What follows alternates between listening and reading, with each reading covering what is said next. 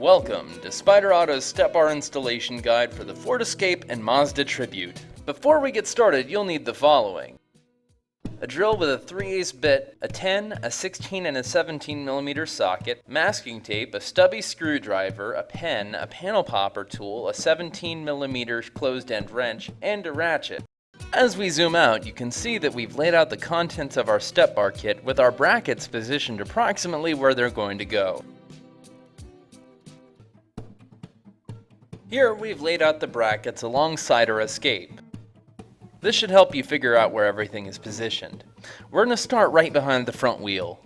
Starting from behind the front tire are these 6 plastic Phillips head retainers that we'll need to remove.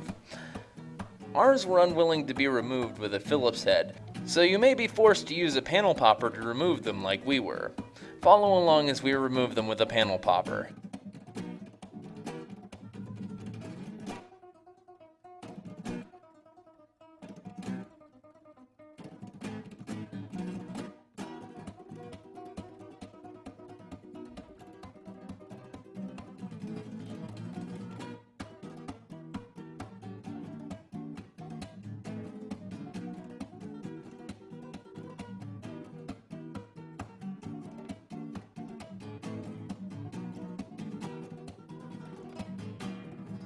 And that's the last one. Now we move back to the front wheel well. We'll need to remove this Phillips head screw. This is what we need the stubby screwdriver for.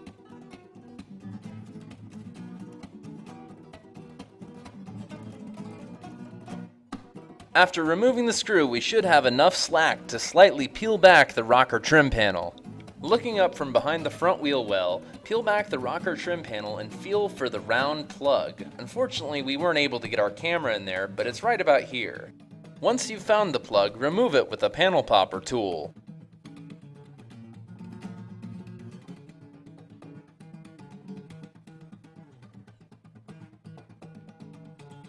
And here's our little plastic plug we needed to remove. Go ahead and set that aside.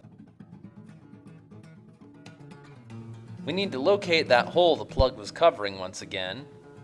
See how it's right about here? Mark its location using masking tape. This is how we'll be marking out where we'll be drilling through the plastic rocker trim panel. We're not drilling through any metal here though. After you confirm the location of the hole, ensuring that it is where it's supposed to be, mark the corresponding location on your piece of masking tape.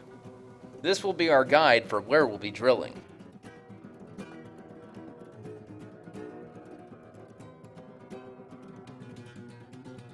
Now that we've marked the location, we have to put the rocker trim panel back where it was. Now it's time to drill our hole in the rocker trim panel. Drill through the rocker trim panel to the hole that the plug was covering. Use a 3/8 drill bit as shown to drill through the panel. As you drill through, you may notice that you have some plastic curlicues left over. Use the drill bit to remove excess plastic. Moving back outside, here you can see where we've drilled our hole. Now you'll need to locate one of the bolt plates, like this one. Insert the bolt plate into the hole that the plug was removed from, and then pass the bolt stud through the rocker trim panel, like we're doing here. And there we are. Yours should look just like this. Now we'll need to remove these 2 10mm bolts.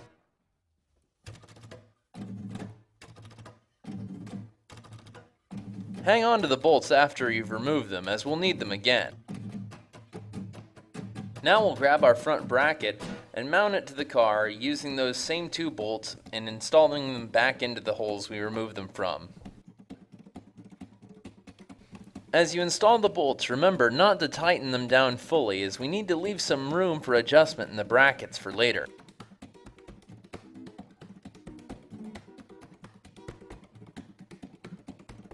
With the front bracket mounted, now it's time to mount this little L bracket.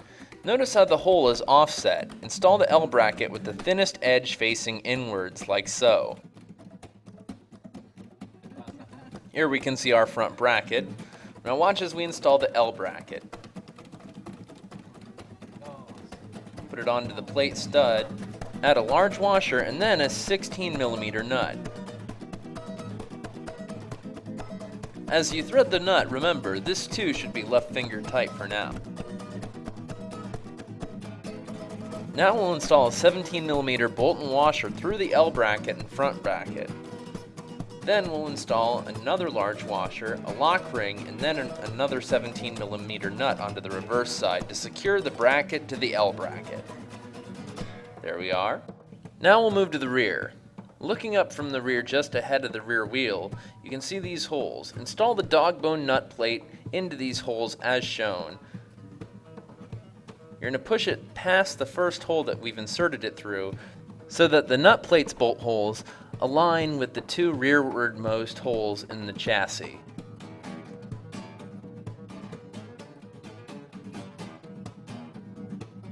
Now locate the square washer. Install a 17mm bolt, lock ring, and washer over the square washer, and then install that through the bracket into the nut plate as shown. Remember, install it hand tight to allow room for adjustment later. Now for the second one, install a 17mm bolt, lock ring, and washer through the bracket and into the nut plate.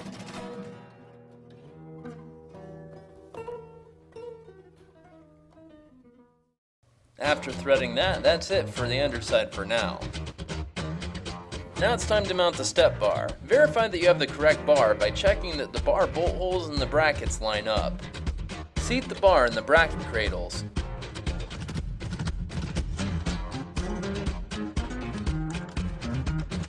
Now we'll install two 16mm bolts, lock rings, and washers through the brackets into the step bar. And remember, these two we're leaving finger tight for now to allow room for adjustments later.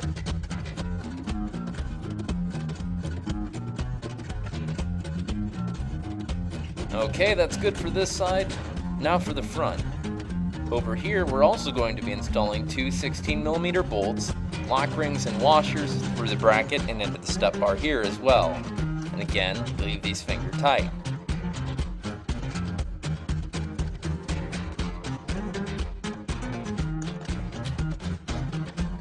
Now it's time to tighten it all down. Adjust the brackets as you see fit. Tighten these two 10mm bracket bolts.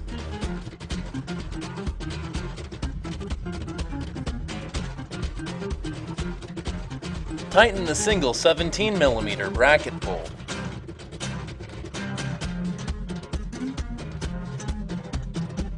Tighten the 17mm L bracket bolt and nut.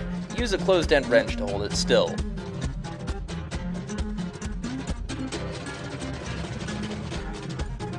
Now we'll tighten the two 16mm step bar bolts down.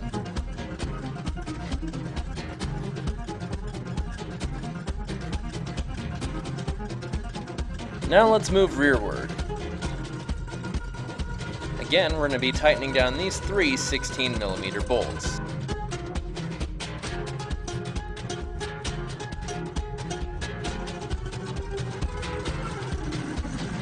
Now we'll tighten the two 17mm bracket bolts.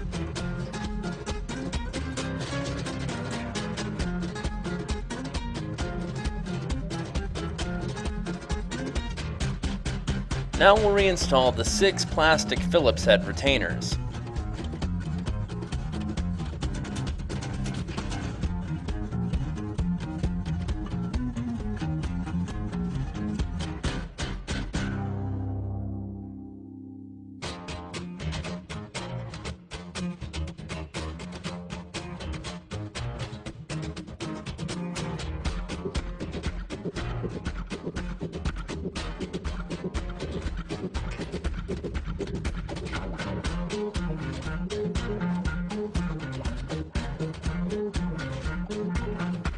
Okay, and now we'll move back to the front wheel well. Now to reinstall that Phillips head screw we removed earlier. Again, you'll want to probably have that stubby Phillips head screwdriver on hand.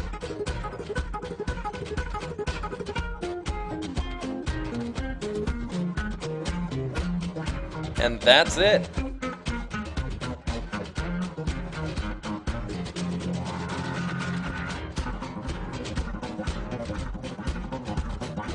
Congratulations, you successfully installed a set of Spyder Auto step bars on your Ford Escape. Videography, voiceover, and editing by Nitro Nick. For more information, visit www.spyderauto.com or find us on Facebook. Thanks for watching.